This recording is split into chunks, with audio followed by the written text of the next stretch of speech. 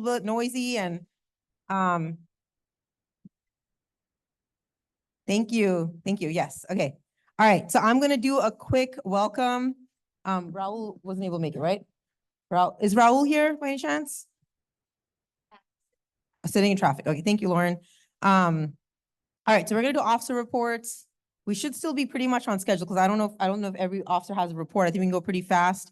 Then the crux of our program is going to be an amazing panel. We have some amazing progressives here who've done work in the San Diego area, which is really exciting. And we're going to have some great questions. After that, we're going to have announcements. So if you're here for an announcement on bills or CalCare, what I would say is come back closer to 7:15. The announcements are going to be then, if you're talking about a constitutional amendment, a bill. All right, guys, we started the meeting, so it's not just me. The officers are going to speak. I want you to respect what they have to say too. If you want to speak on a bill, anything like that, that's later. If you're an endorsed candidate and you want to, hit up some other caucuses and come back, that's going to be like the last 10 minutes of the meeting. All right, so we're going to get started. Officers, are you ready for your report? Soon after what I say, I'm going to pop it over to each of you. Okay. All right. So I already said hi and good evening. Okay, so literally today, I stand before you today with a message. Oh, is everything okay? Officers, are we good? It's not. Okay, hold on. Okay. Do you guys need help? You guys need help? Or are you guys good? You guys good? You need help? You guys... I'm good. I'm logging onto the Zoom. Okay. It's okay. It's fine. No, I need to be on the vote. The vote? Yes, because we need more. Do you have the password? I'm logging into it. Okay, so you're good? Okay. All right. So as I mentioned, okay, I just want to make sure everything's good. Okay. So I'm obviously here before you today with a lot of things in the world, things in our country that aren't going right? So we're at a very urgent and pivotal moment for our future. We're at a crossroads. And as progressives, we can decide which way we want to go, right? Because this will shape the future in the next 10, 20, 30, 40, 50 years. I want to start on the note of giving a heartfelt shout out to the peaceful protests happening across the nation and college campuses, calling for divestment and accountability regarding Israel's war crimes.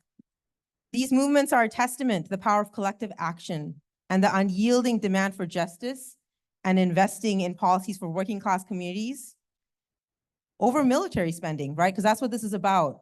We need to keep the money at home and not invest it in countries that are violating international law. This is a pivotal moment in our history that won't be forgotten.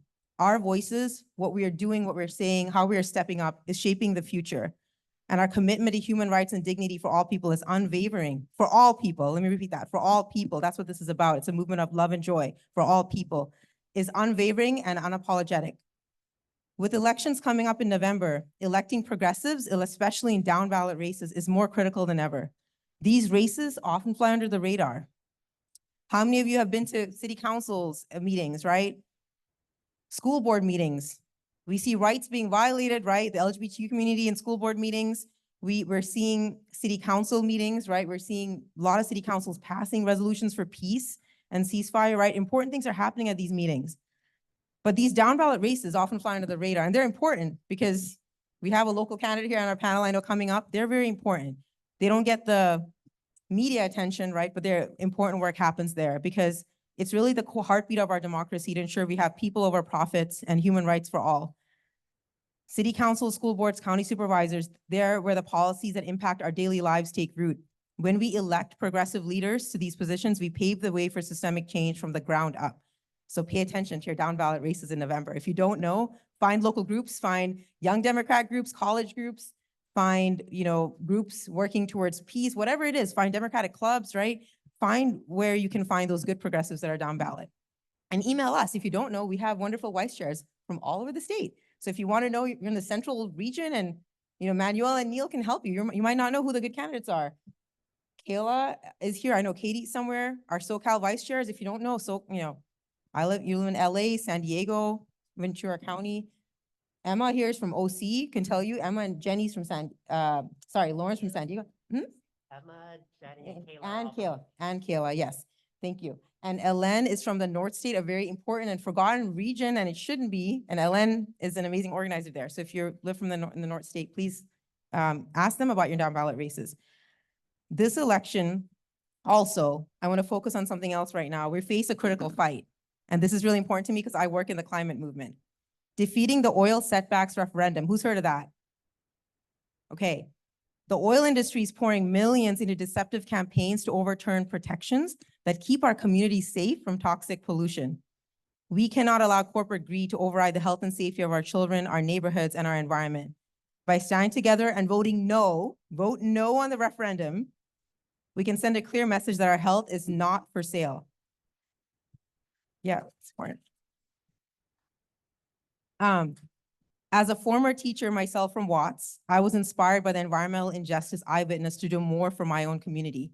Now working in Sacramento as an advocate, I see firsthand the power of grassroots activism and the importance of making sure the progressive movement is intersectional. We must dismantle racism, classism, decolonize our institutions, and fight all forms of oppression.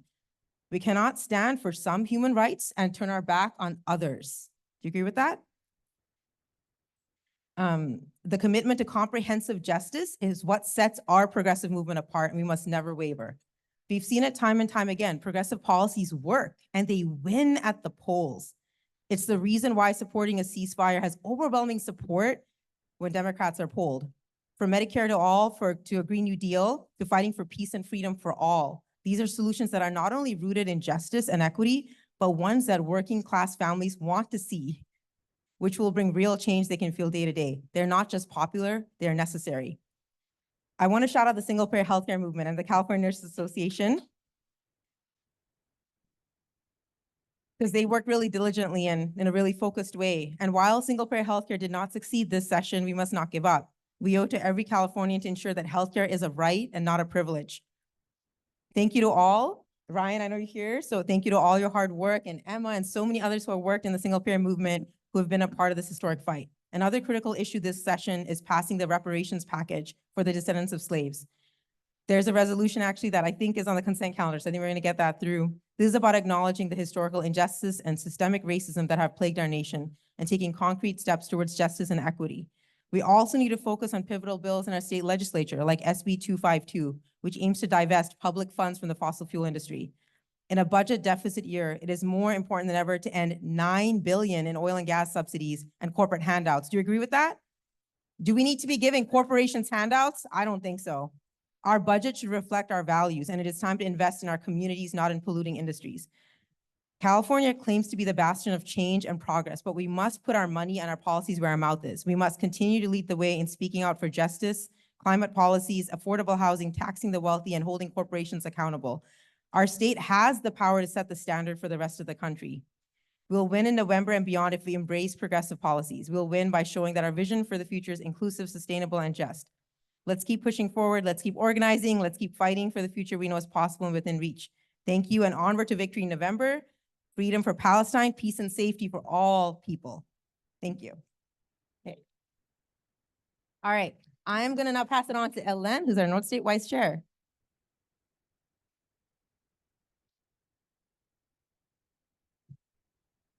Hello, everyone. Greetings from Northern California. Eureka is where I live. 25 counties I represent from Sacramento all the way to the Oregon border. I want to start just by reiterating what Fatima said. The kids are all right. We had some major actions up in Humboldt, Cal Poly Humboldt, the site of the iconic empty 5-gallon water bottle.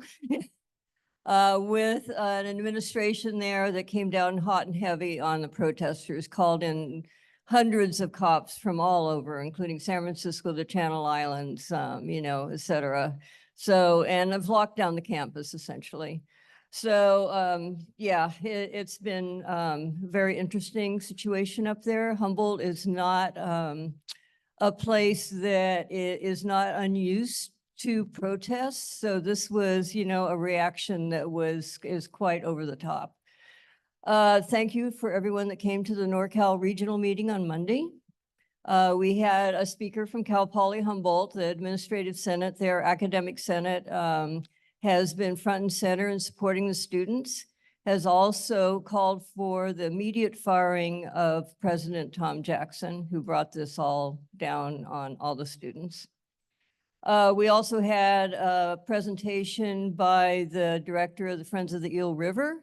Eel River Dam removal is on the horizon, and it's a real positive situation where, you know, we're actually going to recover a really iconic, the longest river in California, and bring back the health of the river and the fish. So that's a real exciting action that's happening. We also, Mervet and Ioana came and talked about the Palestinian resolution that is at this point being debated in the resolutions committee. So I really appreciated them both coming and sharing with, you know, all the attendees. Also want to give a real shout out, which I did at the meeting, to all of the protests that have been happening in Northern California, the community protests for freedom for Palestine in really red areas. It's hard enough in blue area like Humboldt, but when you're in places like Crescent City, Weaverville, Redding, it takes a lot of, like, you know, guts to stand up. And they've been really successful in doing it week after week and, you know, increasing the number of people that come each time. Other actions that have happened up in Northern California, the Assembly District 2 primary, we actually had a progressive win. And that was a very hard fought, you know, with 1.4 million from one of the candidates arrayed against us. So that's a real win. So Chris Rogers, I invited him to this meeting, but his wife is due any day now. So he was not able to attend. But yeah, we're really looking forward to having a progressive representative in the assembly. Other actions that are happening up there, a big one, offshore wind energy. And we thought, and initially we thought, great, you know, green energy, you know, sustainable, get off fossil fuels. But looking into the details, initially from the tribe saying, wait a minute, industry is industry. How is this going to benefit the community? What are the potential downsides? How can we, if things aren't working, have an off-ramp? So at this point, there's been questions raised and people are taking a really hard look at it. We're talking about 1,000 huge windmill platforms offshore, going all the way up the coast from Humboldt Bay to off the Klamath River. Which could potentially, you know, we don't know what the environmental impacts would be on the whale migrations, et cetera. So they're taking a harder look at that. Klamath Dam removal is happening though, and that's a real positive. And all those dams have come down and the sediment is being washed out and the banks are being, you know, replanted and it's coming back to its normal, you know, healthy river system, which should bring back the salmon population at some point. Great Redwood Trail is something that Senator McGuire is really championing. And in some ways, it's a really positive reworking of the old rail line. But some of the tribes have raised concerns because some of those rail lines go over really sensitive cultural areas. So there's going to be a lot more consultation needed on that. And then finally, there is an action in Eureka that is something that could have repercussions statewide if it's successful, where a private billionaire is trying to essentially turn back the city's attempt to or plan to build affordable housing.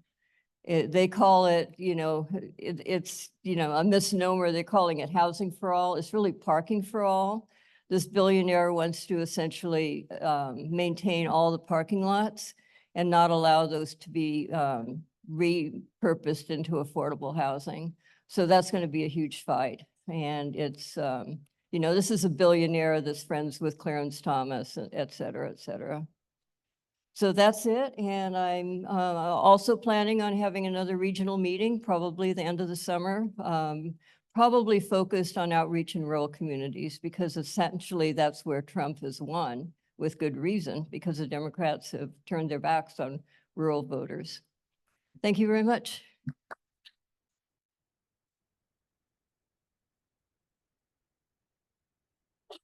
All right, so that was our North State Vice Chair, Ellen. So next we have Kayla and Katie, our two Southern California Vice Chairs, because it's such a huge region, so we have two Vice Chairs. Sorry, testing, okay.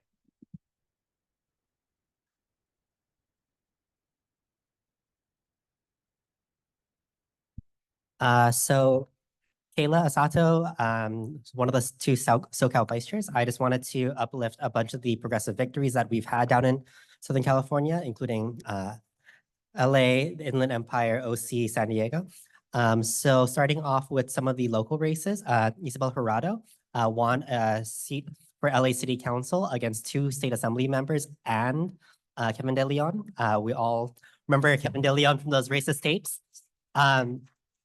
We also have Jillian Burgos, who won in LA City Council District 2, or is going to November with for LA counties for LA District 2.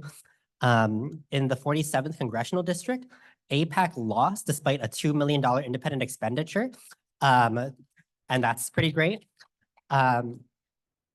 Derek Tran, a consumer protection attorney, lawyer, beat the party endorsed candidate by running a more progressive platform and leaning and learning from local orgs and elected officials about the issues going on in their communities.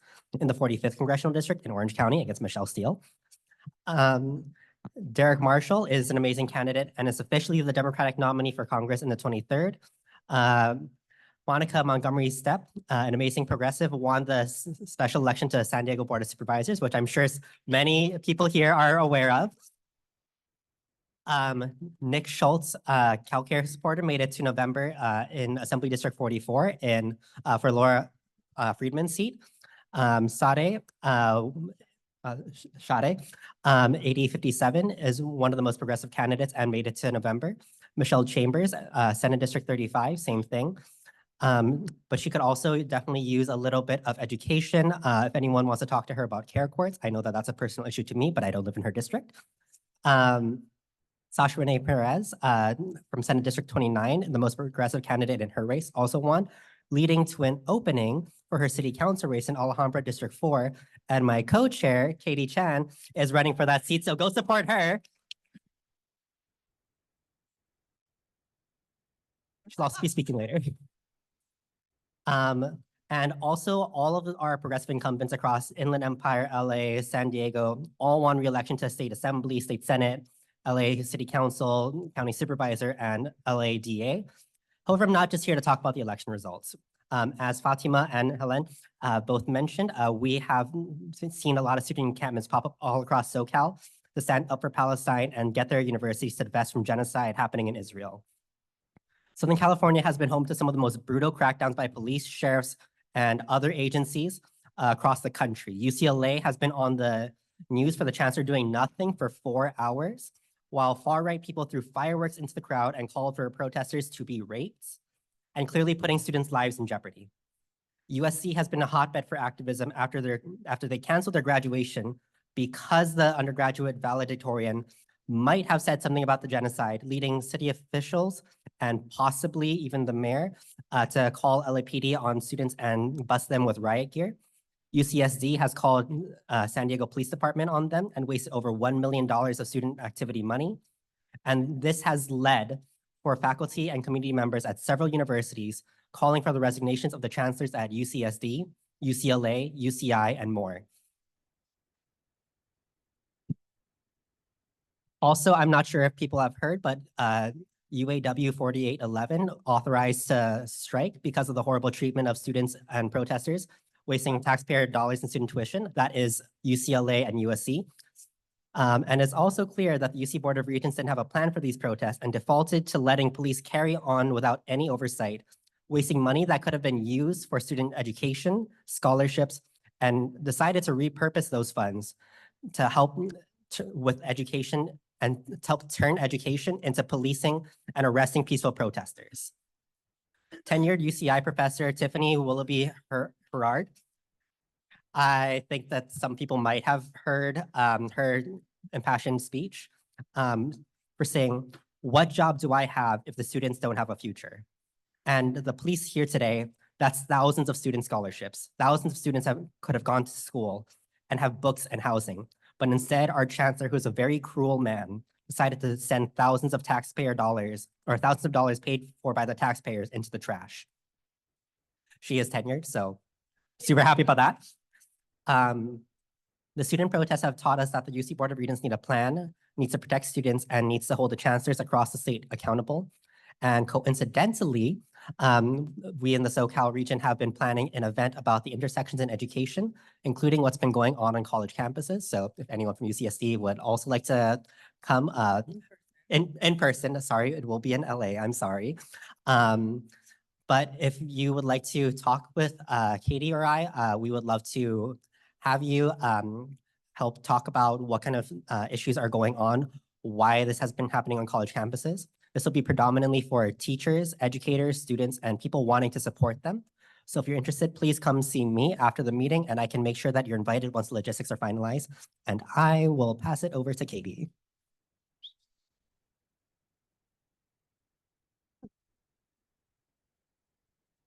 Hi, everyone. Thank you so much for being here. My name is Katie Chan, pronoun she, her, hers. I'm the other SoCal Regional Vice Chair for the Progressive Caucus. I would like to yield my time to someone who reached out to me by mutual friend. His name is Adrian Rose, a third-year student at UC San Diego studying public policy who hopes to enroll to law school. Today, he is here to discuss his advocacy for undocumented families in California facing a unique challenge and how we can all help. Please welcome Adrian.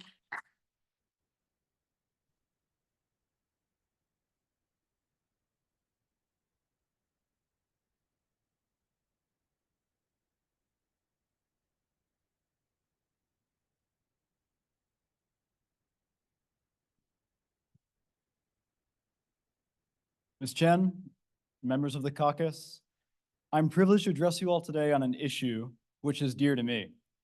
My name is Adrian Ruiz. I'm a student at the University of California, San Diego. Like many across the state, I come from a single-parent, minority household. Unlike many in my boat, I have not had to face hunger, I have not had to face poverty, nor have I had to face sickness. Aware of my fortune and inspired by my mentors, I do my best to help others in worse circumstances. In school, I joined the underrepresented First Generation Minority Initiative on campus, a student-run club geared at helping first-generation students reach their aspirations. I come here independent of that club, but my experiences in it have served as the catalyst for this speech. I have watched the parents of the undocumented students fall down 7 times, but stand up 8. Millions of students across the country, like in years past, filed a FAFSA form this year. Unlike in years past, millions more will not have any aid at all. While people of all backgrounds are impacted, none are so deeply impacted, such as the children of undocumented migrants.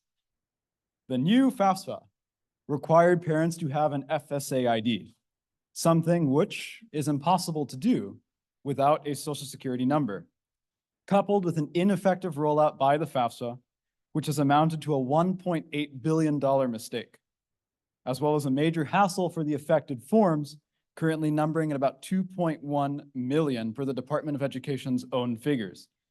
Brilliant students refusing their dream schools, taking out crippling debt, or not going to school at all. For what? What grave offense did these students commit? They were born to someone who did not have the right piece of paper. And if you approach someone on the street about this issue, a shocking amount of them do not know what is happening. It's important that everyday people speak up and become aware. We must help these students. Legislators must do everything in their power to make the losses of these students whole. Despite the state legislature's efforts to extend the deadline, the consequences are still being felt. 30% of all FAFSA forms which have been processed so far have been processed incorrectly. Many students are still unable to file, even after the extension. This rendered their applications late and thus eligible for only a fraction of the aid which they would have been eligible for otherwise. FAFSA is well admitted, that on an annual basis, they typically will receive about 17 million applications. This year, the rollout has amounted to only 6.6 million forms that have been submitted. According to the American Psychological Association, 5.5 million children have at least one undocumented parent in the US. It's difficult to grasp the scale to which this will compromise the education of an up-and-coming generation. Though the deadline is passed, the job is far from done. There's a lot we can do. I come to inform and to advocate, and I encourage you all to do the same. I come to encourage legislators to do everything they can to get these students over the finish line. I speak proudly of a rich community which has been rendered mute. As a student, as a Mexican, as a Californian, I implore our leaders not to overpass this injustice. I implore you all to speak out against this injustice. Do whatever you can to support these students materially. Speak out against FAFSA's deplorable handling of this process. Speak for the students who have been rendered mute for the fear that they've been disenfranchised and that something may happen to their parents. We must choose compassion over indifference, fairness over injustice, and progress over regression. There is a long road ahead, and it is a scary road. But let the words of Joshua Lawrence Chamberlain and Cesar Chavez push us forward. The inspiration of a noble cause may enable us to do things that we did not dream ourselves capable of before. ¡Sí se puede!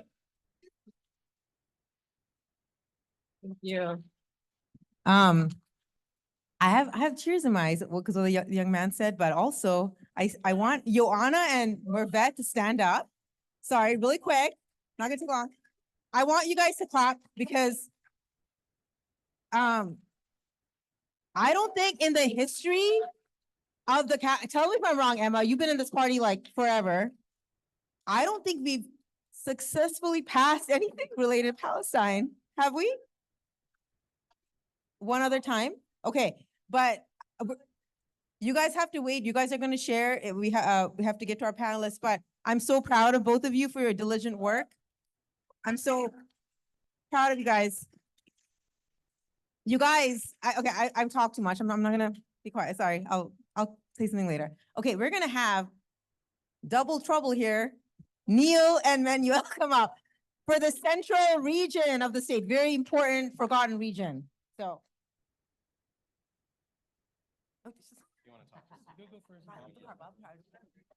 Hey, y'all.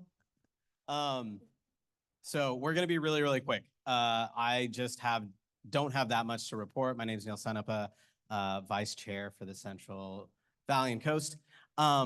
I just wanted to cover like some of the electoral stuff and a little bit of what's been going on in the central region. I have some good news and bad news. I'll start with the bad news. We had two really progressive folks in Tulare. I know some of y'all met them in the last EBoard. They were running for Board of Supervisors. We unfortunately lost both of those races. But we got a baseline on races in which progressives and honestly like viable Dems had never run in before. So we have a place to build. Folks are starting to invest more into the Central Valley, so that's a really good thing.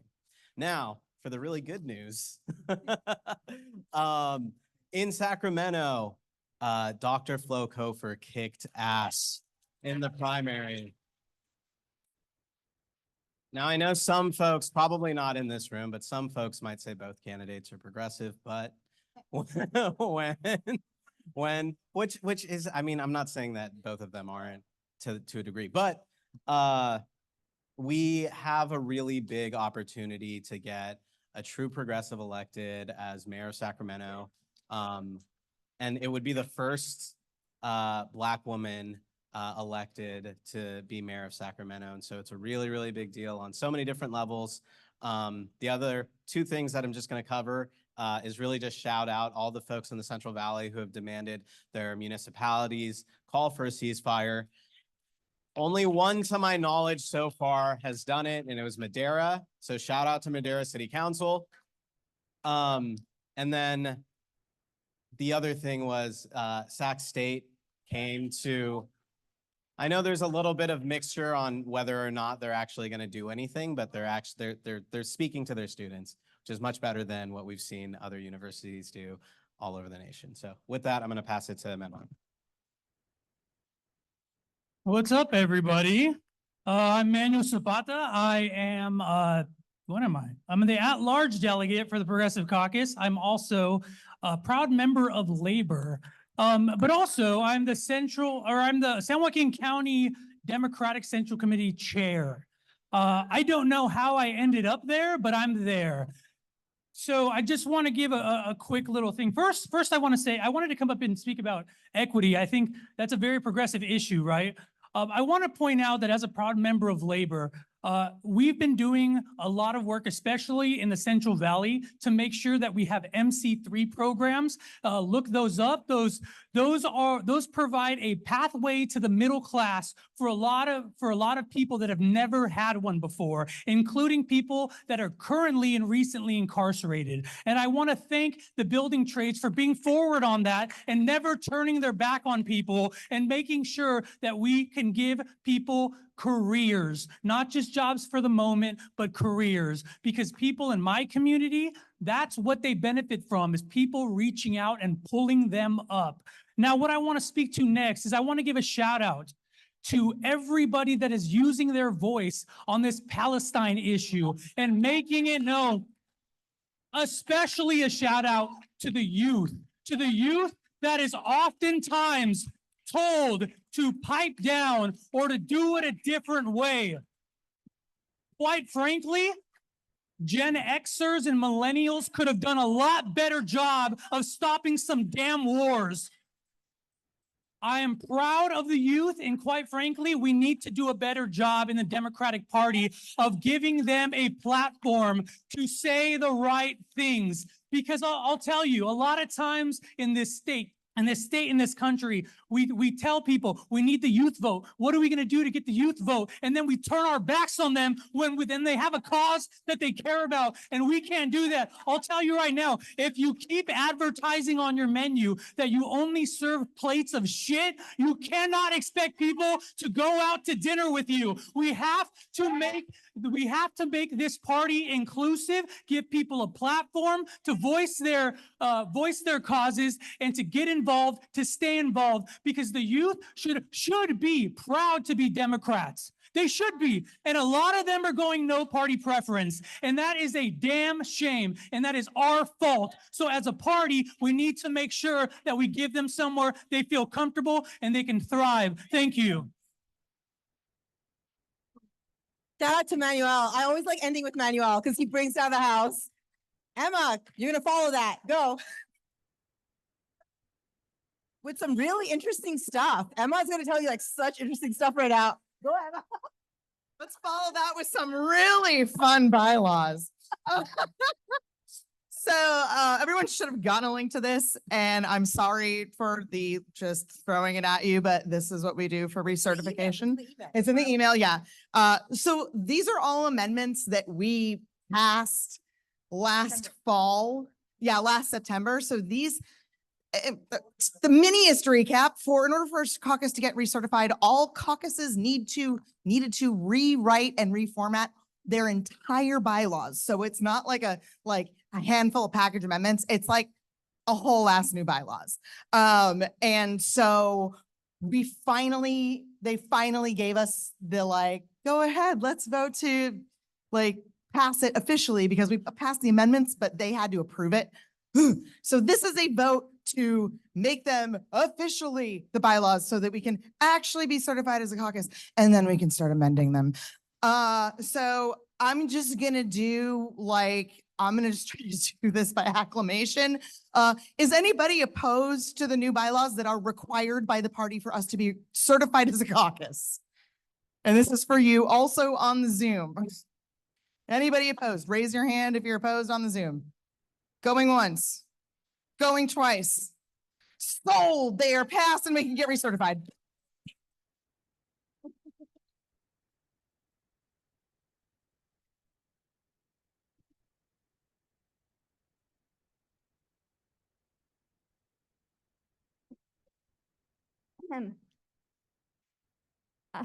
Hi, everyone. I am here to introduce one of our panelists who is double booked. So we're gonna give her a few minutes to quickly talk to us before she has to go to another event.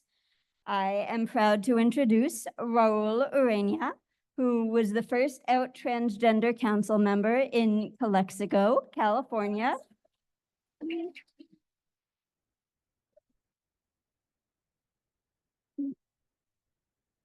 She and her colleague Gilberto Manzanares were the subject of a recent and unfortunately successful attempt to recall them. Yeah, so both of Calexico's young progressive council members. Anyway, they are here tonight to tell us about next steps and what their plans are to keep the fight going.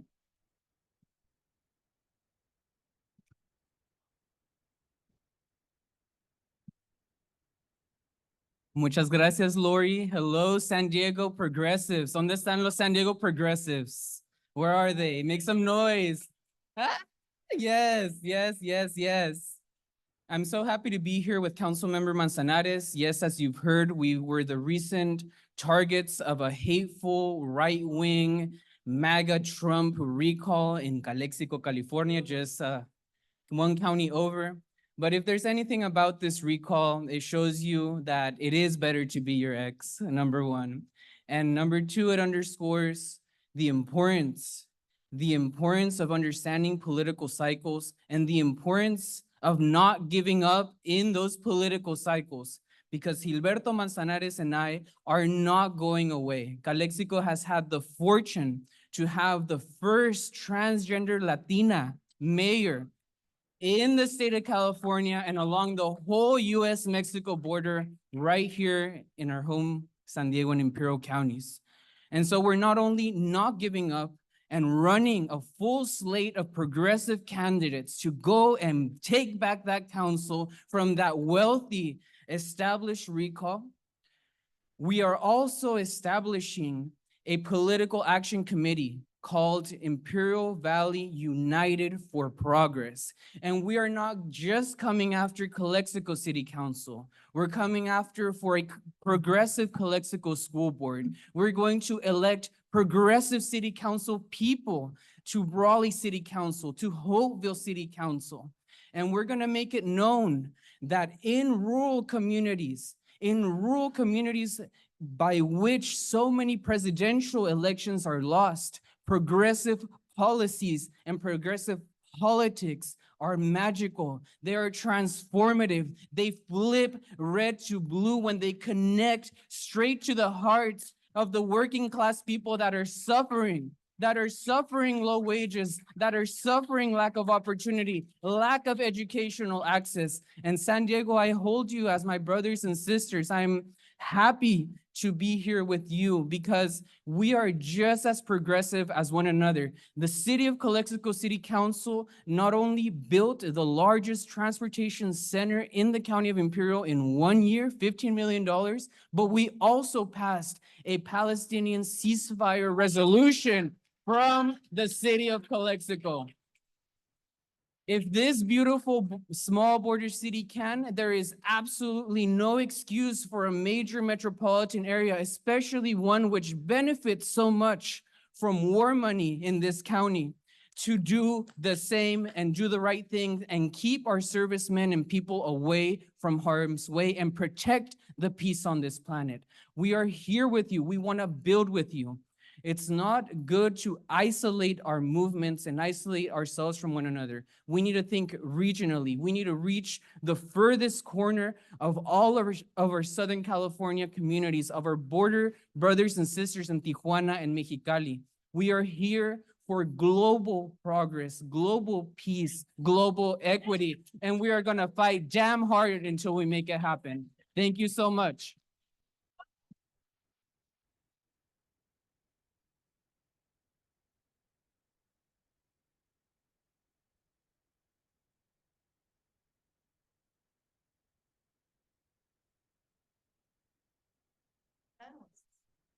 Come on up.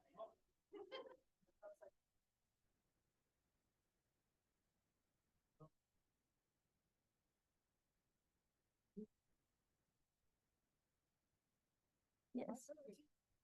I will.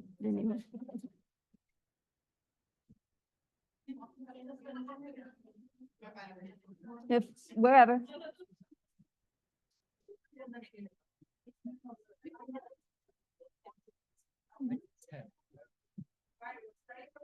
Are you sure? Okay.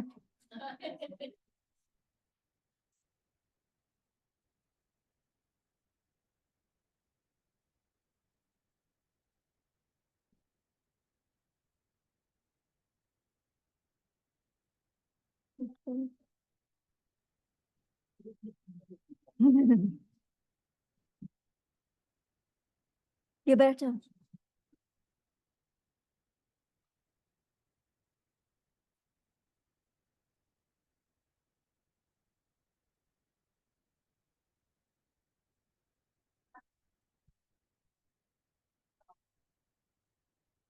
All right, y'all, I really hate being up here at the podium. I'm gonna facilitate this conversation, but hopefully we'll have our fabulous panelists doing most of the talking. Because, yeah, introvert moderators for the win. From my right on down the table, we have Gilberto Manzanares, Raúl's colleague in Calexico, who's gonna be speaking to us a bit more. And we've got Sunjay and Calli, who are our two fabulous Gen Z candidates for DNC. They are both undergraduates at UCSD. Sunjay is getting a degree in political science. Calli is doing a dual degree in political science and I believe data analytics. Is that right? Yes, and they're here to talk a little bit about what got them involved in politics, what they hope to do, some of their goals and plans. We've got two fabulous faculty members from UCSD. We have Adama from the psych department, who is going to talk about his research. Both of them are going to talk a bit about what they observed at the encampment, and a little bit about their research. And Adam Arone has his book on the climate crisis, how science impacts policy, psychology, justice, and social movements. They're available at cost for $10 after the panel if you are interested. And his colleague, my good friend, Becca, Dr. Rebecca Fielding Miller. I'm so glad you're here. And she's going to talk about her work in public health and how that impacts everything. And last but certainly not least, the fabulous Mayor Raquel Vasquez of Lemon Grove. All right, so I'm going to give you each a minute to introduce yourselves, tell us who you are, a little bit about yourself, and then we'll move on from there. And yeah. Hello, good afternoon. Thank you so much for having me. Sorry if it's a little bit awkward. We're talking about introvert moderators, but there was an introvert council member. That's me right here. So bear with me. My name is Gilberto Manzanares. I'm 30 years old. I'm a community advocate in my community of Calexico, which is a small border town of like 40,000 people. And like it's been mentioned, there was a recent recall attempt for Mayor Raúl Ureña and myself, which was unfortunately successful. But you know, Raúl already explained the plans and the long-term vision. The point is to keep going, right? We don't get down and stay down. We get down and then we get back up. So that's me. Thank you so much. Hello, Progressive Caucus. How we doing? Awesome, awesome. Love to hear it. My name is Sunjay Muralitharan. I am the National Vice President of College Democrats of America. Additionally, I get an ex officio seat on the DNC, so I am the youngest DNC member in California, the only Gen Z DNC member in California, as well as the only South Asian DNC member in California. The last one's kind of strange. I'm like, really? But yeah, so I'm, as just like Calli here, a young person who's looking to bridge the gap between young people and the party apparatus. Because I've heard it, I mean, you've already said it before me, but as it stands right now, the Democratic Party does have a young people problem. Young people in waves are moving away from the two-party system. They view each apparatus as a lesser of two evils.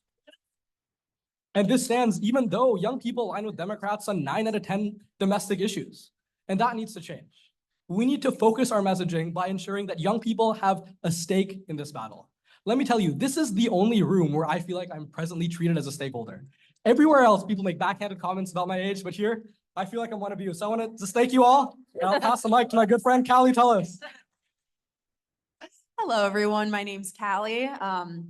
Go to a student at UC San Diego here, my final year getting a degree in political science and data analytics. I'm originally from Los Angeles, born and raised there.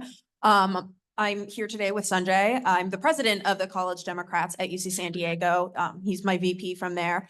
And together we ended up deciding to run for DNC because we wanted to bring young BIPOC representation to the party apparatus. Because again, Sunjay basically said it already, but I've seen how difficult it is to get young people, one, to care about politics, and two, when they do, to get them to like Democrats, even though we agree on most things. So gotta working on bridging the gap there. But anyway, enough of that. Hi everyone. Hi, Progressive Caucus. It's been a lot of fun sitting in here. This is not, when I think of Democrats, I don't think of you people. This is fantastic. Really exciting. Yeah, my name's Adam Aron. I'm a professor at UC San Diego. So for 20 years, I was a neuroscientist. I studied the brain, and then around 2018, 2019, I understood how serious our climate and ecological crisis is. I understood how much we need social movements, and I quit my neuroscience career. I sent the money back to NIH, and I've dedicated myself since then to really the climate and ecological crisis and building social movements. So, I teach about climate crisis and social movements. I do research about how to grow them bigger, and I'm an activist and organizer in the UC system and in San Diego. So in the UC system, we've been fighting for a fossil-free degree to dissociate from the fossil fuel industry. We've been fighting for the 10 camps to stop burning fracked methane gas to power themselves. We've been fighting to dissociate them from the dirty banks. And in the city of San Diego, I've been involved in a campaign to win public ownership of our electric grid, very much in the public interest. I've also been a Palestine solidarity activist for a long time. As somebody of Jewish heritage, it's particularly a strong part of my identity to fight for oppressed people in the face of the pharaohs, the modern pharaohs. And it has been very interesting and exciting to see what's been happening at the encampment at UCSD, and I think we'll be happy to discuss that in a bit. Thank you.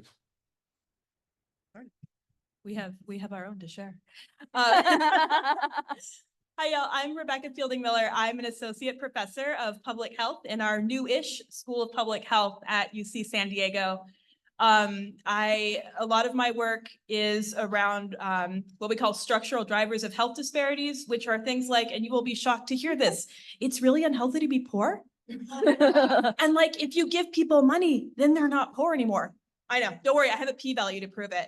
So, so that has looked like a lot of things. I have done a lot of work around HIV and gender-based violence in the US and sub-Saharan Africa. In 2020, I took a sharp left and did a lot around COVID-19 prevention, especially in low-income elementary schools. So we ran a pretty big wastewater monitoring program in elementary schools across San Diego County. And we really like to think of it as a preferential option for the communities that needed it most. How can we take really cutting edge technology happening on our campus and put it immediately where it is the most needed, not where people will pay the most for it.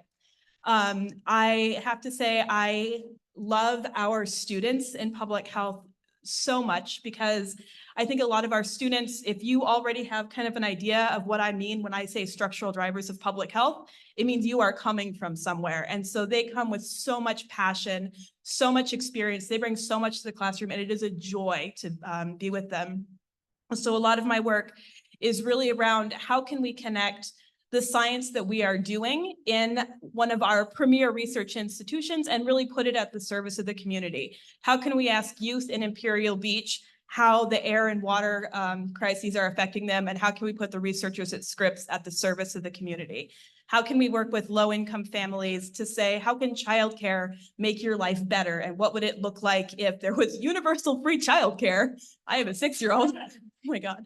And so I was just up in Sacramento, working with the YMCA and San Diego for Every Child at a rally for that, sharing some of our research. So I have a million things to say, but I'm so happy to be here, and shout out to my kid who should be in bed, but is watching this on Zoom. Venus.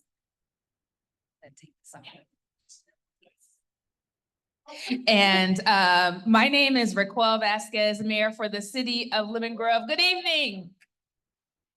I'm standing up because I want to see everybody in the back, because you know what? We all matter. And it is our values in supporting the Democratic Party, those democratic values, but also the progressive movement that, you know what, makes everybody uncomfortable. Everybody uncomfortable, but it's okay, because we need that uncomfortable feeling in order to create the progress that we want to see. I see those fingers snapping in the background, and you're right. So, Raquel Vasquez, Mayor for the City of Lemon Grove. I'm actually serving in my 2nd term as mayor, and my goal is to make sure that every single dollar that we have is put right back into our community, addressing the local concerns. You know, that's the most important thing. But as an elected leader, to utilize my voice to support the things that are important to people, real people who are my neighbors, who are my friends, and who are my colleagues. So I am excited about the conversation tonight. I'm pretty sure that there are a lot of really great questions out there. And I'm going to tell you up front, I will not have all the answers, but I'm pretty sure some folks here will. And I just want to thank you for taking time out to really support progressives, right? Again, my name is Raquel Vasquez, and I'm the mayor for the City of Lemon Grove. Thank you.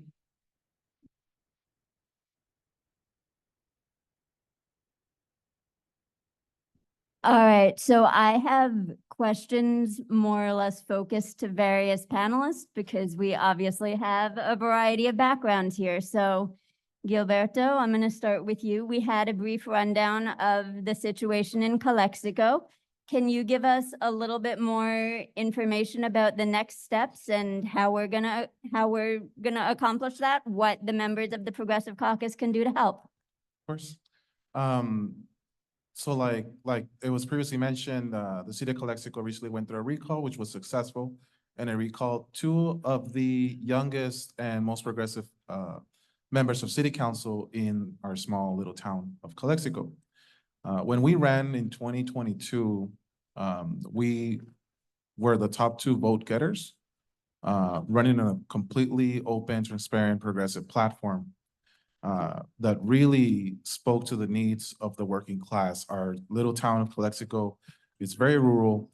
We have a floating population of tens of thousands coming from Mexico to work the fields, where my grandfather worked until he was like in his 70s. And in the next step for us, I mean, obviously, I think there was and I'll be open about it, there was a very spiritual and inward looking period of time in which we were like, is this it, right? Because recall elections are statistically almost never gone through. So this is something historical, and it speaks to the volume of, once we have young, it doesn't have to be young, progressives elected into these positions of power, which have historically been reserved for rich landowners, rich business owners that have interest in the matter. We need to protect them. We need to make sure that they stay in powers, because the opposition back in Calexico focused a lot on our evil progressive ideology. That's the way that they were selling it to people. So our campaign was based on tons of misinformation battling, which we know that is a rising danger, right? And issues like homelessness, issues like substance use were deeply blamed on the 2 brand newest council members, simply because we acknowledged that these people were human, right? I'll paint this out there just so you guys can know what happened after the election. People are already advocating, and I mean, the recall leaders are advocating for the police department to use literal trucks to scoop away a homeless encampment in a abandoned property. And the council members are starting to look into that. That's the way elections have real consequences for people. And another just really fast example, because it just happened, I believe last week, if I don't recall correctly, we declared the city of Calexico a crisis caused by the lift of Title 42, and tons of migrants and asylum seekers started coming into our town. Our town is badly equipped for anything other than everyday operations. That's the way that Calexico operates right now.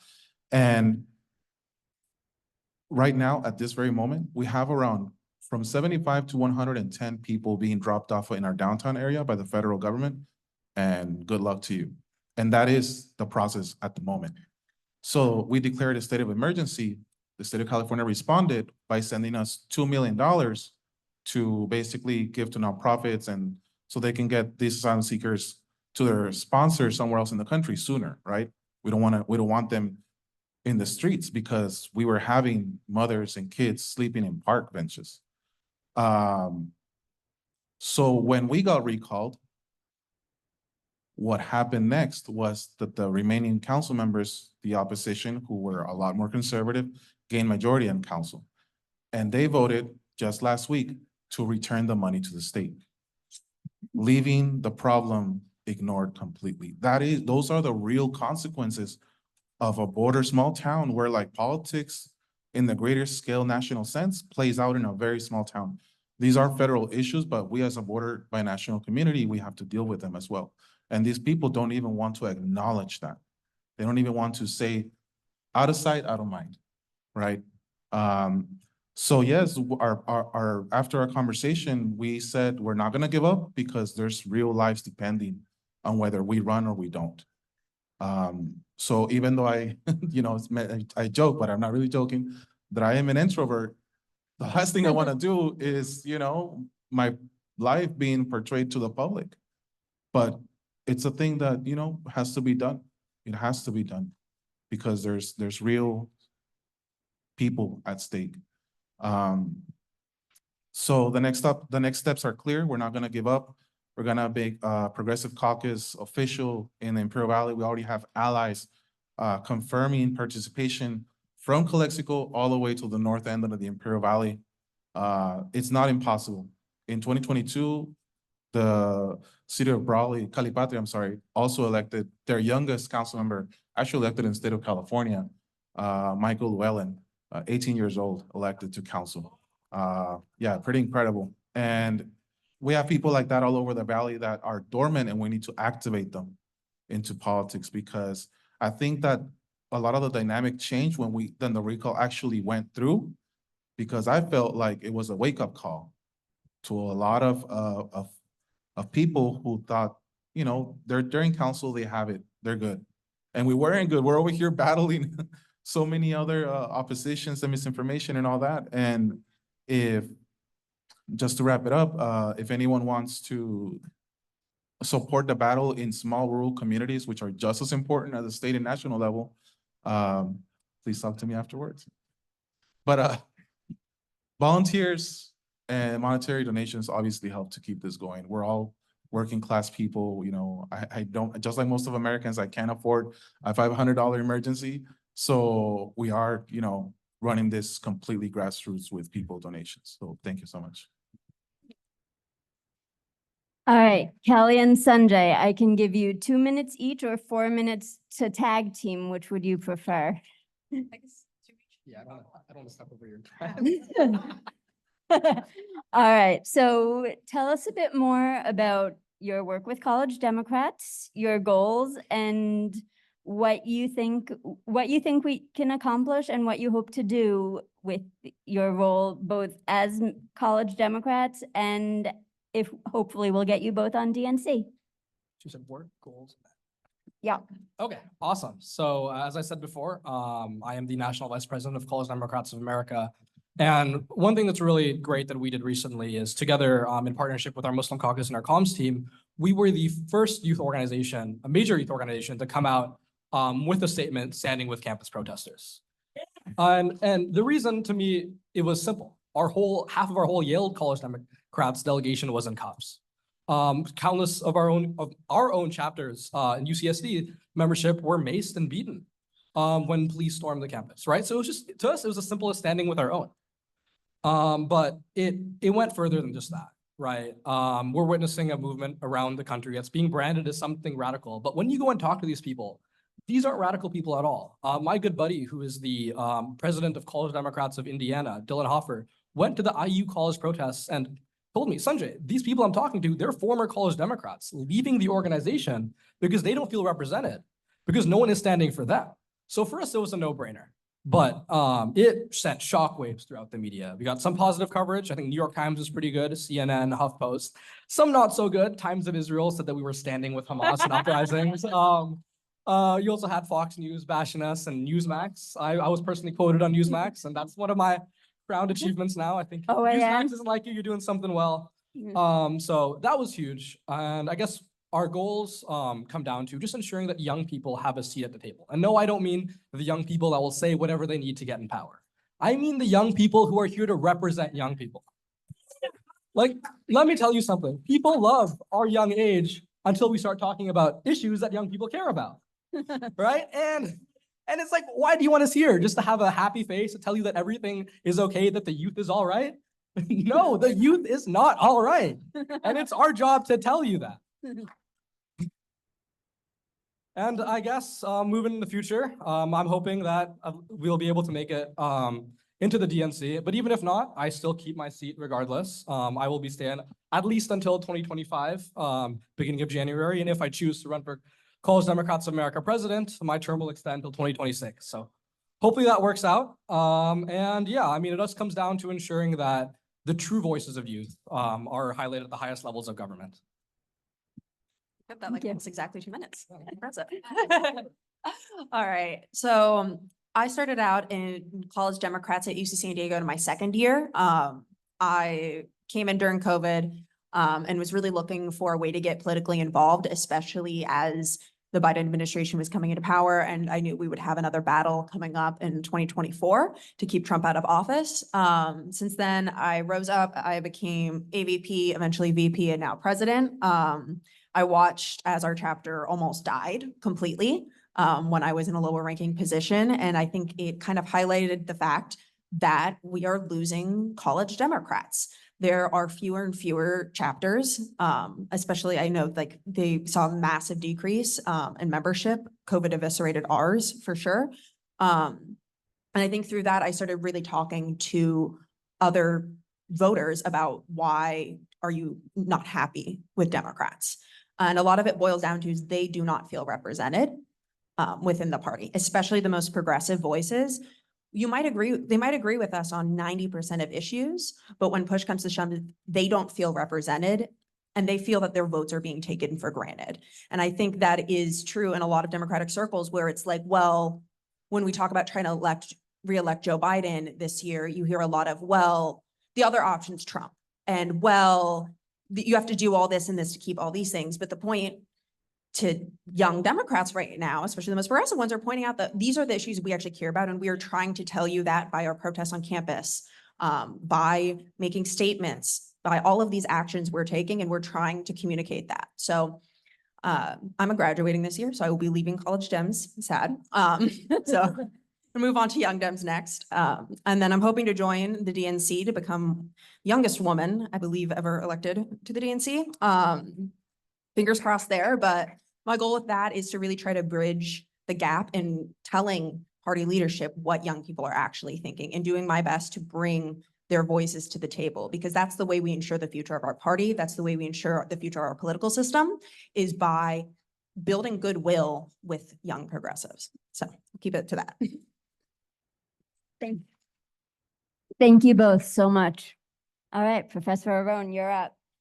I am gonna want both you and Becca to talk a little bit about what you observed about the encampment at UCSD. And also tell us a bit about your research. Yours, for example, about organizing about the climate crisis, and please about the Initiative for Public Power in San Diego and the work you've been doing for that.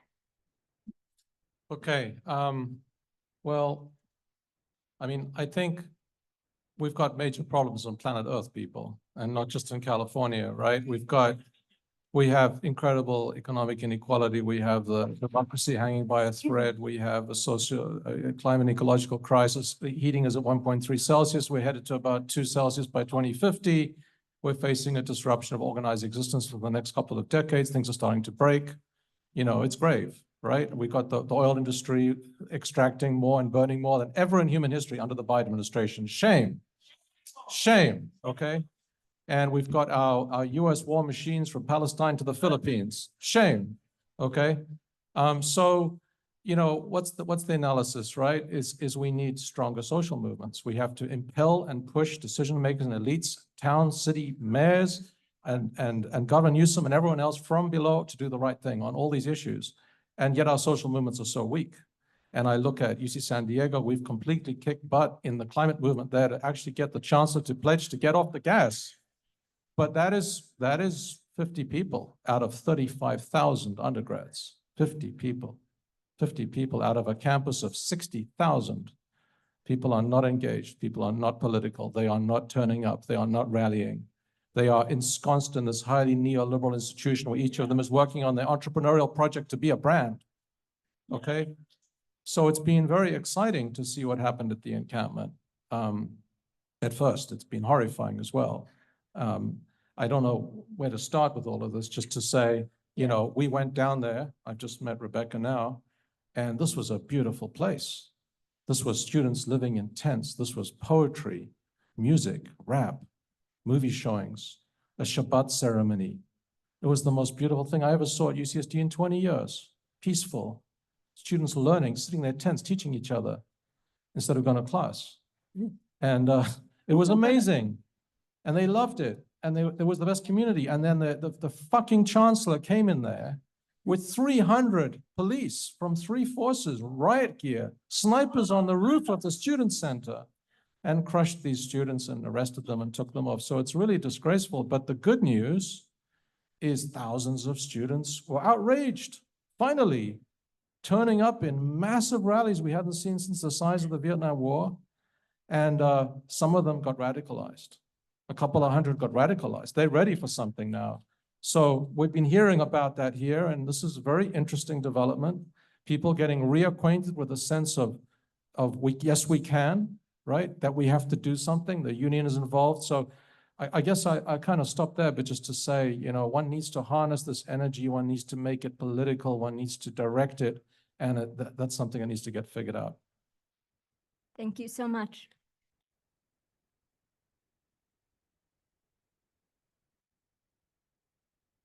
Yeah, trying to think where to start. So I want to second what a lot of the things that Adam shared that we all saw at the encampment. It was really lovely. I think UCSD has a little bit of a reputation as not being the activist campus. And it was really impressive to see our students pull together and do something that was genuinely extremely peaceful. I went down there on Saturday with my 6-year-old, and there were students doing art. There were students playing the violin. There were students sitting around and reading. They were eating Cheetos and doing their homework. I mean, it was not particularly threatening. And it was extremely frustrating to watch our administration at every turn be the ones to incite and escalate, to say, we're going to cancel your music festival. Do I think there should be 8,000 drunk people next to an encampment? Maybe not. But should it be blamed on the encampment? No. To say, well, you moved your tents, so now we're going to bring in 100 cops in riot gear and march you through the Price Center. Several of my students were arrested. Several of my students were attacked. One of my students has been extremely worried about her sister at UC Irvine, who was arrested in the crackdown last week. They didn't know where she was overnight. They knew she was in some jail. Her parents were frantic to find her. And I have a lot of feelings. But I have been extraordinarily angry to watch this university full of people who are we are supposed to care about these students. I love these students. They make me crazy. They do dumb things with ChatGPT, but like, I love them. And how do you treat somebody you love and care about this way? How do you call a bus full of riot cops with guns to solve a problem? How do you think people with guns are going to solve the problem? Peacefully? No. And to see the pettiness, the way you know what this was about is Library Walk was covered in art. It was covered in chalk drawings. It was covered in hearts. It was covered in watermelons shaped like hearts. And they power washed that chalk away in 30 minutes. They said last time there was a chalk issue that it cost $12,000 and somebody had committed felony vandalism because it is so hard to wash off chalk. Turns out it's not so hard if you don't like what they're saying. And that is how I know that it is not about free speech. It is about pettiness and wanting our students to sit down and be quiet. And I am really heartbroken for what they have experienced and the violence, but it has been both a little scary and a little heartening to see the way at every turn that our administration has tried to escalate this, has tried to shut it down. They have just stood up and pushed back more and more.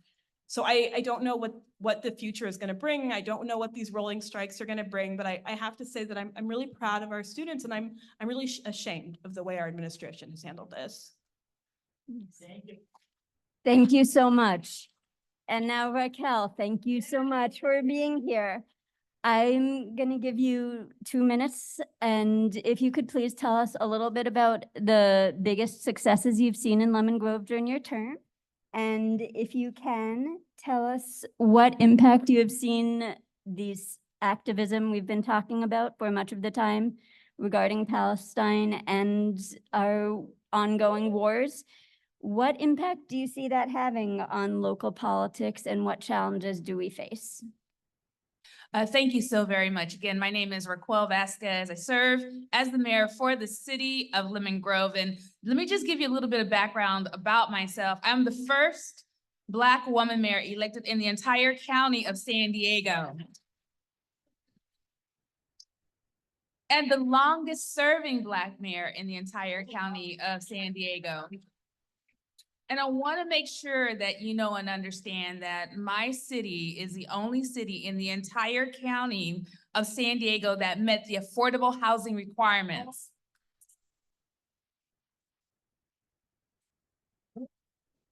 And what that means is when the state of California sent down a mandate to meet what they call RHNA numbers, that means building affordable housing. What we did as a city was we took a look at our zoning and we made changes to our zoning. And then we changed our planning process that allowed developers to develop just a little bit easier. And not only did we meet our numbers, we actually exceeded it. And we are one out of 13 cities in the entire state of California, and there are 483 cities now that met that affordable housing requirement. So you have a leader here who is really passionate about getting the work done, but just know that it didn't start yesterday. My journey started a long time ago in Los Angeles, California, born and raised, surrounded by a loving family who really wanted to see change in terms of job opportunities in Los Angeles. My uncle was the president of the NAACP in the early 80s. His name was John T. McDonald, and he pushed to make sure that public transportation could flow throughout the city of Los Angeles for working class people. But also he pushed to make sure that at the time, Coors industry was a very viable, and I'll say working for Coors industry provided an opportunity for people to put food on the table. And he did everything that he could to make sure that people of color could secure jobs. And that's the kind of legacy, that's the kind of foundation that was laid to bring me to where we are today. And so I talked about the biggest achievement that we've made, but just know as a leader, my goal is to make sure that we all have quality of life in the city of Lemon Grove, but not just quality of life, that we have access to the things that we all deserve, which is number one, housing, number two, healthcare, number three, quality education, and number four, access to the kind of transportation that you want to use to ebb and flow throughout the county. And my goal, while I sit on different committees, is to make sure that people can ebb and flow and get wherever they want to go in 1 hour or less. So it's all about the work for me and getting it done. Now, we're talking about progress, right? And the hot topic of the day is Palestine and what is going on, right? Oh no, I didn't hear you loud enough. The hot topic is Palestine, right?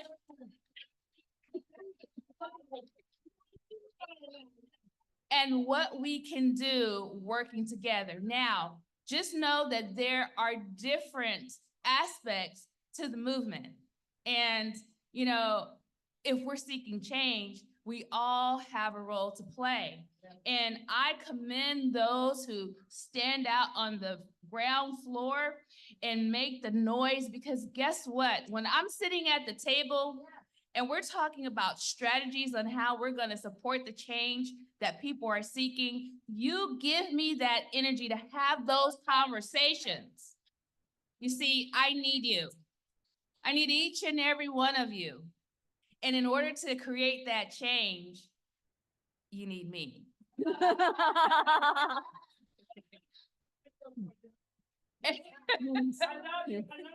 Thank you. I love you too.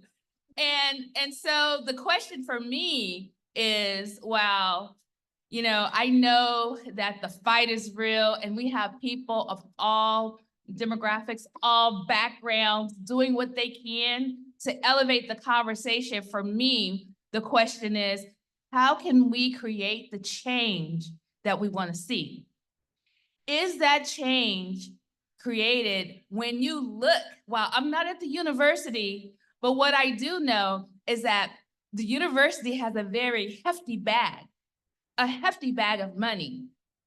And so if we want to make change all the way over on the other side of the world, what is the investment that we're making in the fight that's going on, right? What is the investment? And how can we change that investment to take away what is really impacting people, impacting families, and taking away our loved ones? So just know my mind is on the money, and the money is on my mind. And, you know, my goal as the mayor of the city of Lemon Grove, while that is local municipal government, but as a leader, to elevate my voice to ensure that we're really pushing and creating the pressure to bring about change. Thank you. Thank you all. I want to thank all of our fabulous panelists for taking time to come here and talk to us today and show us that, yes, even in a bluish county like San Diego, we've got some bright lights, and these are the people we need. These are the people leading us forward.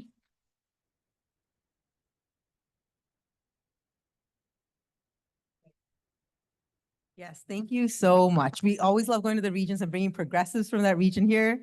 And this was a great group. Yes, thank you. One more round of applause. All right. So those who are making announcements, you waited so long, so I appreciate you. Thank you. All right, we're going to start with Assemblymember Tina McKinnon. Try to keep it to 1 minute if you can, because I know we have CalCare. We have about 3 or 4 other announcements here. So thank you. Assemblymember Tina McKinnon. Yes, you go ahead. Yes, thank you. Oh, they're going to kick us out. Okay, 2 minutes. I got to keep it to 1 minute. Fatima, oh my God, really? Hello, Progressive Caucus. I am the vice chair of the California Legislative Progressive Caucus, and I want to say one thing. I'm going to take a point of privilege. See this woman right here? She don't know. I've been stalking her. Let me tell you about a progressive. A progressive knows a real progressive when they see him, right? And so I'm looking at, I supported 9 Black women across California and for a state assembly, and this woman's name popped up. I saw her fighting in the race. And I was like, you probably don't even check those old Facebook emails, but I emailed you. I said, girl, call me. Call me, girl. Let me see how I can help you. I want you to come to the assembly. I need you. And I didn't even know you. So I'm so glad to meet you here. And I'm so glad to see I was right. I knew I was right about you. You're a progressive leader. Well, I can't wait to help you and get you to the state assembly or the state senate because you are a powerhouse, my sister. That's my staff right here. Please get our contact. You see how I am with progressives? I come and get them out the audience. So, yes. So my name is Assemblymember Tina McKenna. I am, sweetie, oh, I love you. You are amazing. You are amazing. You got a big future in California. I represent the 61st Assembly District. When you land in LAX, you land smack dab in the middle of my district. I came here today to talk about just 2 quick things because Fatima told me I only had 2 minutes. One is ACA 8, and you're gonna come up from new, I'm saying New Way of Life. It's not New Way of Life, but it's Susan Burton. Please come up and tell us a little bit about ACA 8. Hello, good evening. Thank you. I'm Tanisha Cannon, and I'm from Legal Services for Prisoners with Children, a proud member of All of Us or None. And I want to talk to you about a really progressive thing, and that's getting slavery out of the Constitution, right? So I want to talk about how the inhumane treatment of incarcerated workers in California still exists today. This should be recognized as a global issue of systemic injustice and human rights violations. This profit-driven nature of prison labor is not merely a mirror of chattel slavery, it is modern-day slavery. California Department of Corrections and Rehabilitation mandates work assignments to all prisoners regardless of their age or their physical ability. Incarcerated workers have no choice in scheduling work around educational or therapeutic programs. They don't even get work that can develop transferable skills for jobs that they may be interested in after release. And if they are in those type of jobs like firefighting, they typically can't even do it because of the restrictions around occupational licensing. A successful plan for rehabilitation should include productive job training. In reality, most of them don't get that. Furthermore, incarcerated people do not get vacations, sick days, or even get to recover from injuries that they may have sustained at work.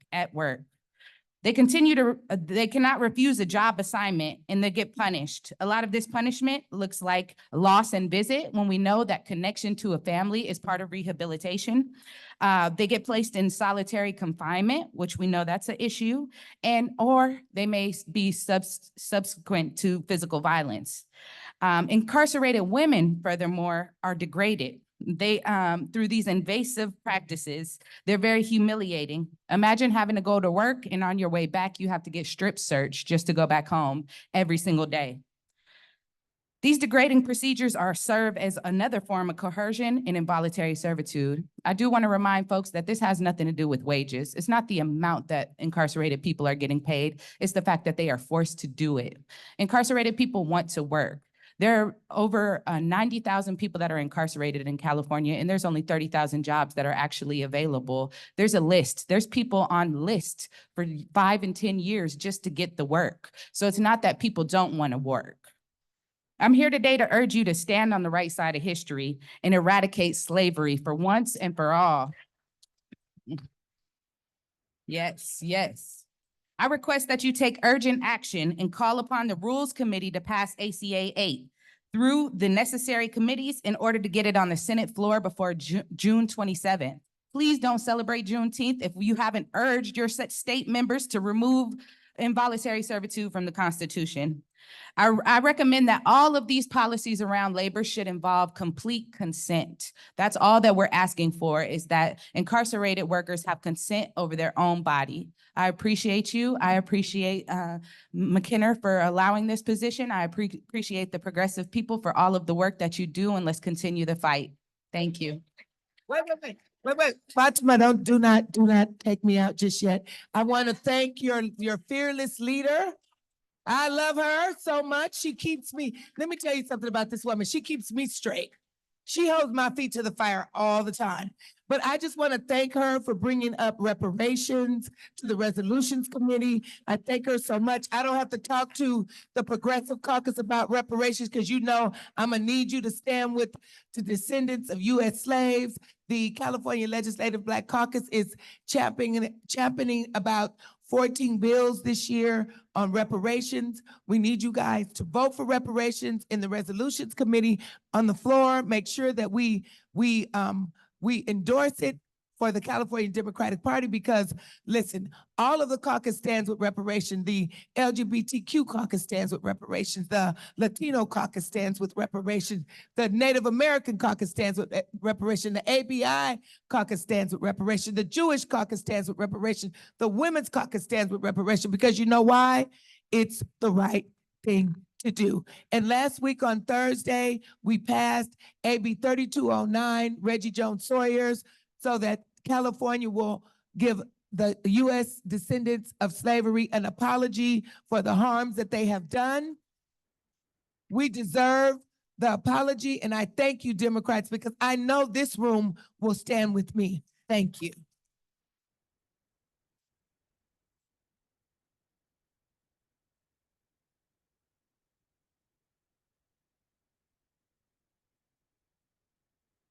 All right. I want to thank Assemblymember for her leadership.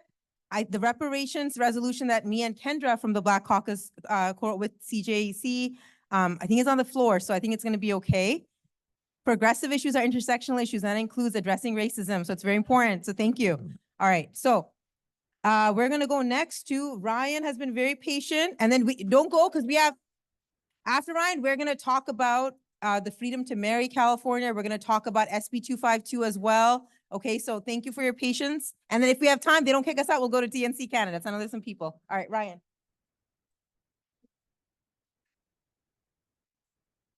I mean, this has been such a good meeting that there's literally like, I could have just sat here and listened to this all night. Instead, what I'm here to say is I think former Chair Burton might have been a little off when he said that single payer isn't controversial in the Democratic Party. At least among Democratic legislators. Everyone else seems to think it's a good idea. Now, something I want to make really clear quickly. This campaign that was recently run to pass CalCare was different.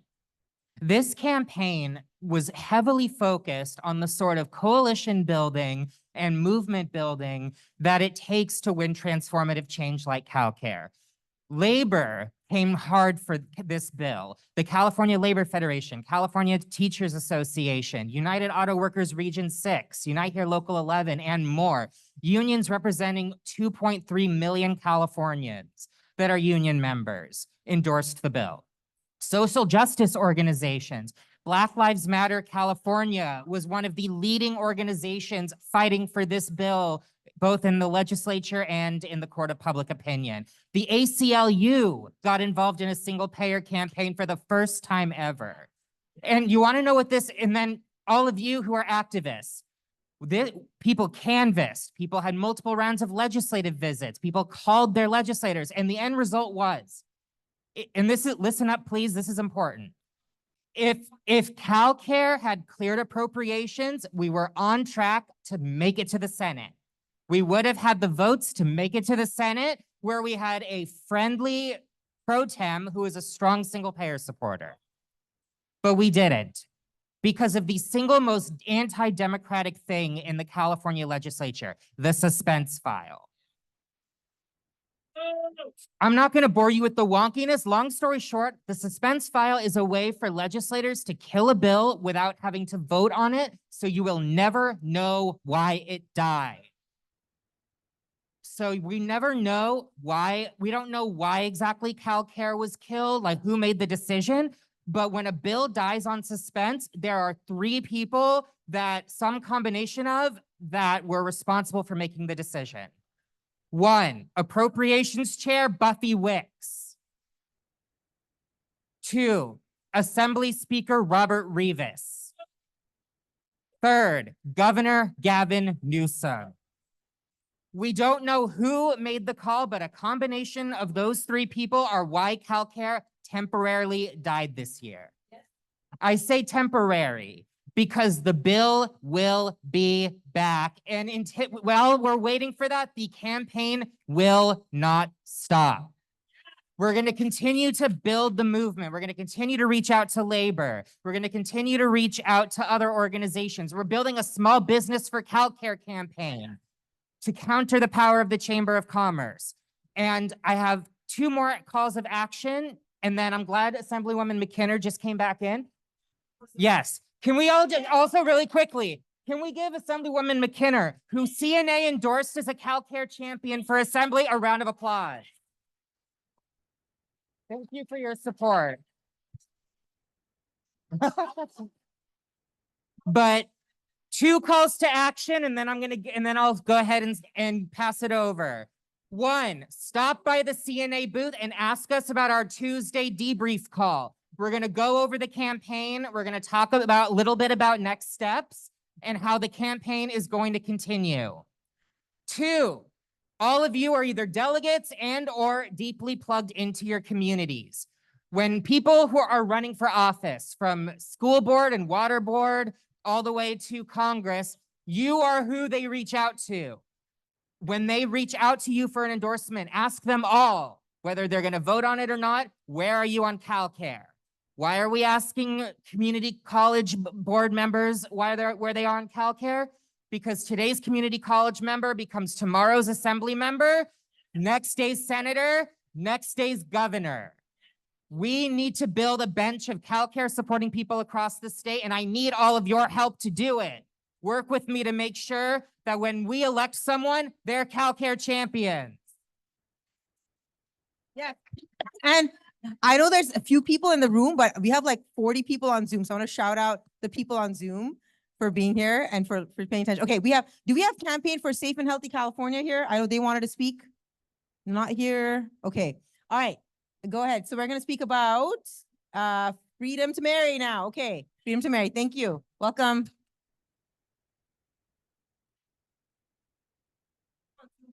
Oh, perfect. Wow. Thank you, everyone. Good evening. My name is Jacob Howdy. I'm with the Freedom to Marry campaign, and I'm here to talk to you about removing bigoted language from the California Constitution. For context, in 2008, and too many people do not remember this, and it's important that we know our history. In 2008, Proposition 8 narrowly passed in California, adding to the Constitution the phrase that only a marriage between a man and a woman is valid or recognized in California. Exactly. Yes, it's gonna be. But November, this is on the ballot. So I want everyone to make sure it's very important. Sorry. Thank you. No, I appreciate that. Thank you. No, and fortunately, because of LGBTQ advocates and activists, they fought this, they brought it to the Supreme Court, and the Supreme Court ruled that this was unconstitutional and Prop 8 is no longer enforceable, but it still remains in the California Constitution. The Freedom to Marry ballot measure, which originally passed out of the legislature as ACA 5, would remove this language from the Constitution and would replace it with language that protects the right to marry as a fundamental right, regardless of gender, sexual orientation, period. This is going to be on the November ballot. It's pretty clean cut, and we hope you can support it. We hope you can support this and that we pass this resoundingly and send a message to the rest of the country, especially as the LGBTQ community is under attack at all levels of government. So we hope you will support this, and thank you so much. Okay, thank you. Oh, they're here. Okay. All right. Could I have two speakers come up right now? Because it's kind of a related topic to save time. So I would like Manjari for SB 252. You still here, Manjari? Yes, come on. And then let's have Campaign for Safe and Healthy California come up, because I see these as very related issues. So, each of you, if you could just take a minute, because we're really over time and there's another event in here. Hello, everybody. My name is Manjari Majumdar. I am Fossil Free California's communications organizer. I will keep this very short and sweet. So I'm here to talk to you about SB 252, which is a bill authored by Senator Lina Gonzalez calling for fossil fuel divestment. Let's go. So if this bill is passed, it will prohibit CalPERS and CalSTRS from making new or renewed fossil fuel investments by 2031. So they will need to divest their $15 billion in fossil fuel stock and bond investments in the top 200 oil and gas companies and reinvest them in less destructive and less risky and less cursed companies. So where we're at right now is this bill has passed 3 Senate committees. It's gotten a full Senate vote, and now is where the hard work comes in. We need to get this bill passed through 2 assembly committees to get to the assembly floor. And that's why I'm here today, is to ask you, as CalDEM leaders and delegates, to lead or host district meetings with our top priority swing assembly members on this. And then the second ask I have for you today is to make calls to Tina McKinner's office. She wears a lot of hats. She is the PERS committee chair, and right now it's looking like this whole bill is like hinging on her yes vote. So we need to make our voices heard. Thank you so much. QR codes and links for all of that is on the flyer I gave you, or come talk to me after. Yep. Thank you so much. Hi, everyone. My name is Maggie Tai, and I'm here representing the Campaign for Safe and Healthy California. I'm with the an environmental justice organization, the Asian Pacific Environmental Network Action, where we organize frontline communities who live near proximity to pollution from, toxic, harmful pollution from oil and gas wells. And we're working to keep the law that protects neighborhoods from toxic oil and gas drilling. So Big Oil spent tens of millions of dollars to qualify a referendum in the November 2024 ballot to overturn SB 1137. It's a common sense law that environmental justice groups and environmental advocates have already fought for. It makes sense. It's about protecting the health of our neighborhoods, our children, our families, and it overwhelmingly passed by the Democrats in the legislature and was signed by Governor Newsom in 2022. He's also an endorsement of this ballot measure of keeping the law. And so it prohibits new toxic oil and gas drilling within 3,200 of homes, schools, daycares, centers, parks, healthcare facilities, and businesses. And today, almost 3 million Californians live within 3,200 feet of most toxic emissions from oil and gas wells, where a lot of folks are low income and are disproportionately people of color. And so the California Democratic Party Executive Board will be considering endorsement to keep the law to protect neighborhoods from toxic oil and gas drilling, or overturn the law, which is what Big Oil wants. And we can't let that happen, right? And so we want you all to stand with over 300 Democratic elected officials and organizations that are standing with us to keep the law. So this year, all the referendum, we want to be on the side of keeping the law. Thank you so much. Thank you so much. Yes. And we'll send this all out in our email. So Vinny, are you here? Raise your hand. I know everyone's tired. If you want to get reminders of these nearer to November, you should sign up for our email list, because we'll send out how to vote on some of these things, right? Okay. All right. So sorry, we don't have time for candidates, but I do want to give Mervette and Joanna, as we start. Okay, hold on really quick. Board members, we need to start cleaning up. Yes. Yeah, we have to go. So you guys have 2 minutes, but we're going to start taking stuff. Don't think we're disrespecting. It's just, we have the party here. We have another meeting. So please share. Board members, can you help me while that's happening? I want to give a big shout out to Fatima.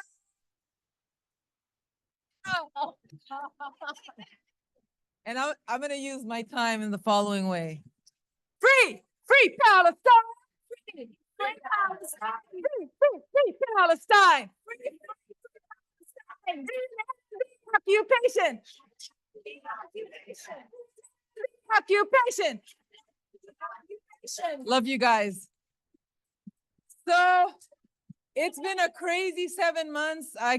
In so many levels, between ceasefire resolutions at city councils, arguing with Congress members, going to board of supervisors, going to school boards, and then the encampment. Can we give a shout out to So what happened is we had a resolution. I want to give a shout out to Margaret and David and everyone else helped out, and my girl Joanna. So we had put something together that we hoped the resolutions committee would consider. What they ended up doing is they took 3 resolutions, us being one of them, and combined them into one. I'm loud, I don't need this. Anyways, so we read it, it was horrendous. And then on Mother's Day, we get a call from Aggie, and our choice is to either just give up or put our names on this horrendous resolution. Now, if you don't know, by the way, I'm 100% Palestinian and from the West Bank. And so it was a tip. Oh, yeah. So, and she's Bulgarian. And so it was a very tough decision because I was going to get lashback from the community to put my name on such a tough resolution. But I wanted to have the opportunity to engage in process.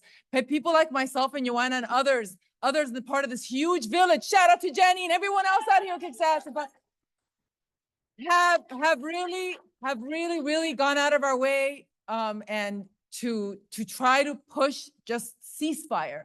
And we've been called anti-Semitic and pro-Hamas. I've been called a Nazi several times, terrorist. Point is, we went in there, people telling us they're not going to make the edits. It's a waste of your time. Why'd you put your name on there? Shame, whatever. And I was like, you know what? God is my witness. God knows my witness, as Joanna believes the same thing. I said, you know what? Whatever happens, we know our intentions were we either kill that shitty resolution or we make a difference. We make an impact and get us through. So I gave you the crazy part. I'm going to get it back to logistics. Let's go. Shout out for me, friend. Our leader through all of this, thick and thin. Seriously. So Shout out to Emma too. Oh my God, I see my girl. Okay, well, we're doing the shout outs. Let me just say, David and Margaret helped write the resolution with us. We could only put 2 names on the resolution. I just want to name our resolution was strong and beautiful. Shout out to David and Margaret and Fatima and everybody else who helped even bring us to this point. And then once we got at the resolution committee, shout out to Hanye, who advocated very strongly as a resolution committee member, Juan, Alton, and a couple of other folks who actually forced this party to at least have a process where we can even be heard, right? And you know what? Let's give them all a shout out because today it took 2 hours, but I feel like their heartbeat. Once we were there, we tried to take out the worst parts of this language of this resolution, right? We know we want much more than that. We know what's happening is a genocide. We know it's a product of 75 years of occupation and apartheid, right? And the executive board, I'm hearing, is more conservative than the rest of the DSCC members. So we had to do the best we can with what we had, right? So I just want to name what came out. Y'all are going to see the language. We can share it. It's going to be there. I don't feel 100% about it, right? Like it's not what I really think should be on there. And at the same time, we were able to defeat all the times when they want to say that Hamas was using civilians as shields, all the times they want to say that we would only be okay with Gaza without Hamas, right? Oh yeah, this is Emma's reactions where everybody's reactions. And so you have to see it. We had definitely, it was a false. It was, the resolution is written, right? At their version of the resolution blamed everything on Hamas and completely absolved Israel of all responsibility for the 36,000 people, who were murdered, all the children, the 2 million people that are displaced, etc. right? So we were able to, at least in one of the resolve clauses, make it very clear that we're condemning not just Hamas and their atrocities on October 7th, but also the Israeli government's bombing campaign that has caused this level of devastation in Gaza. And so because of that, we were willing to go forward with this resolution, right? And remind everybody, this is just one tiny step from this party. We're gonna, of course, keep pushing this party forward and everything else that we're doing in our lives right now. How can we make this resolution and better resolutions actually mean something? This is just a piece of paper, right? But until we get to an actual ceasefire, until we get to the liberation of the Palestinian people, we are not giving up. So thank you everybody so much. Love y'all. Thank you. Okay, that concludes our meeting, but stick around for the environmental caucus that I think starts at 8:15. RL is leading, right, the environmental caucus. So we're gonna hand it over and remove our progressive caucus up. Give us a second. All right. Okay, everybody, you've got 5 minutes to go get yourself over to the bathroom.